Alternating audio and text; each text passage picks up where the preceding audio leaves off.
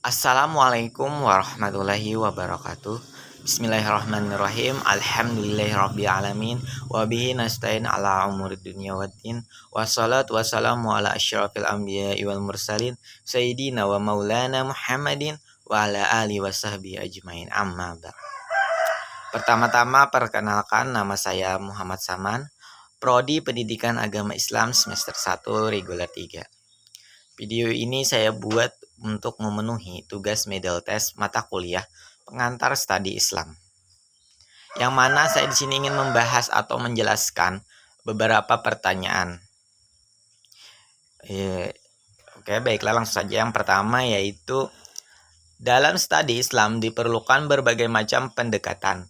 Apa saja pendekatan yang dapat digunakan? Jelaskan. Nah, di sini ya, pendekatan studi Islam itu adalah suatu cara yang untuk memudahkan seseorang mengetahui dan mendalami Islam secara luas atau menyeluruh agar tidak muncul pola pikir yang dangkal atau yang sempit.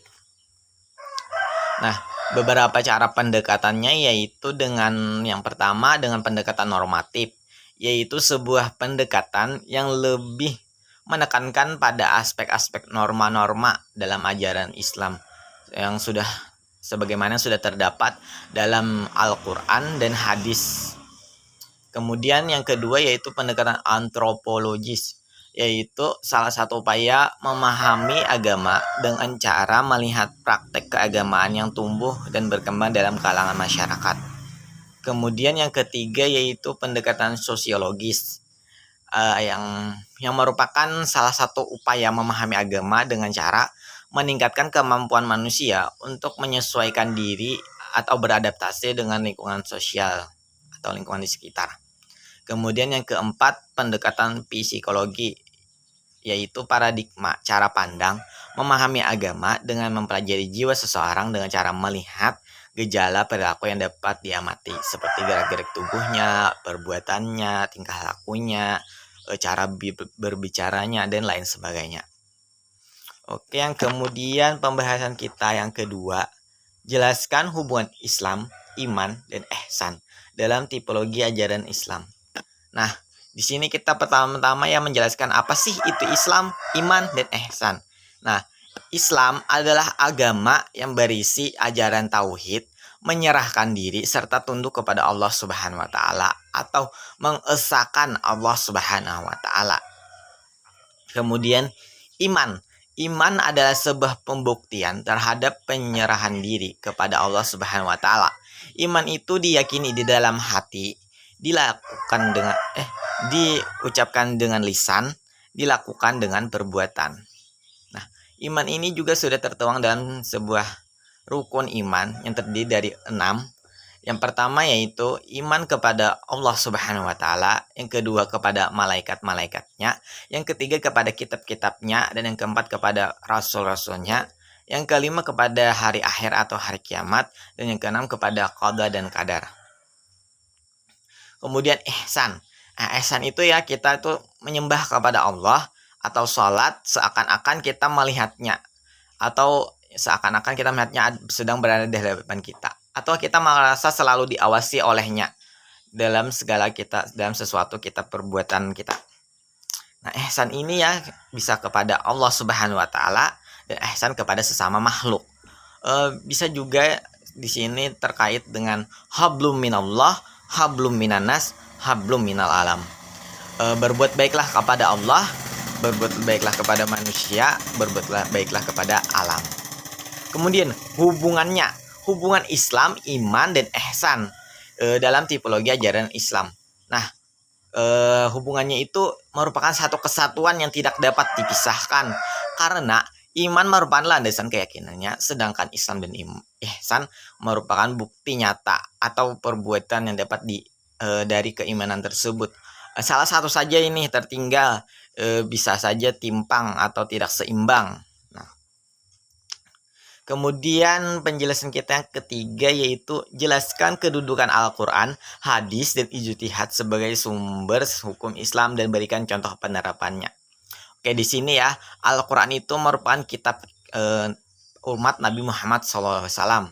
Nah, Al-Quran itu diturunkan kepada Nabi Muhammad SAW melalui perantara malaikat Jibril secara berangsur-angsur. Al-Quran itu di dalam Al-Quran itu dimulai dari surah Al-Fatihah dan diakhiri dengan surah An-Nas. Al-Quran ini merupakan sumber hukum yang utama dan pertama dalam ajaran Islam. Kita bisa jadikan Al-Quran itu sebagai pedoman hidup dan sebagai petunjuk hidup dalam kehidupan kita sehari-hari. Nah, Al-Quran juga merupakan kitabul ilmi, sebagaimana sudah terdapat dalam Quran surah Al-Alaq ayat 1-5.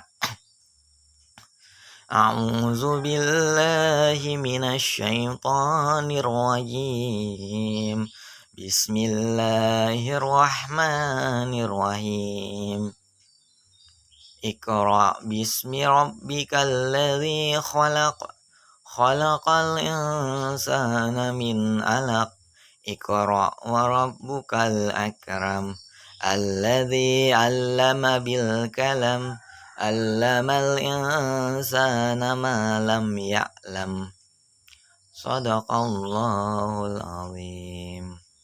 Nah, di mana yang isi kandungan dalam Quran surah ini memerintahkan kita untuk belajar. Iqra, bacalah. Nah, ini merupakan sumber atau dasar dari kita untuk mewajibkan kita untuk belajar. Kemudian pada Quran surah An-Nisa ayat 103 itu yang mana artinya sungguh sholat itu adalah kewajiban yang ditentukan waktunya atas orang-orang yang beriman, yaitu. Nah, maksud di sini ini maksudnya mewajibkan kita, hukumnya mewajibkan kita untuk sholat beribadah. Nah, yang kemudian diperjelas lagi dalam sebuah hadis. Nah, hadis ini adalah segala ucapan, perbuatan, dan keadaan serta ketetapan Nabi Muhammad SAW. Hadis ini merupakan sumber hukum Islam yang kedua setelah Al-Quran. Salah satu fungsinya tadi yaitu sebagai penjelas dari Al-Quran. Nah, seperti pada hadis berikut yaitu Bismillahirrahmanirrahim. Shallu kama ra'aitumuni usalli. Nah, sholatlah kalian sebagaimana kalian melihatku sholat, kata Nabi Muhammad SAW. Nah, jadi hadis ini memperjelas dari Quran surah An-Nisa ayat 103 tadi. Kemudian ijtihad, hukum Islam yang sumber hukum Islam yang ketiga yaitu ijtihad adalah upaya seorang ahli fikih dan kemampuannya dalam mewujudkan hukum-hukum amaliyah yang diambil dari dalil-dalil yang sudah terperinci seperti dalam Al-Quran dan hadis. Salah satu fungsinya itu untuk menetapkan hukum yang belum ditemukan dalilnya di dalam Al-Quran dan hadis. Dan salah satu bentuknya yaitu ijma dan qiyas. Seperti sudah kita ketahui, dalam menentukan awal Ramadan biasanya kita itu menunggu ijma para ulama. Nah, di sini ulama di sini merupakan seseorang yang melakukan ijtihad, yang bisa dikatakan ijtihad, ya, yang melakukan sebuah penelitian atau pemahaman mengenai suatu masalah, yaitu hukum dalam menentukan awal Ramadan, ya biasanya ijma, ya. Menurut saya seperti itu, ya penjelasan dari saya akhiri cukup sekian dan terima kasih. Apabila ada kata yang salah mohon dimaafkan. Wabillahi taufiq wal hidayah. Assalamualaikum warahmatullahi wabarakatuh.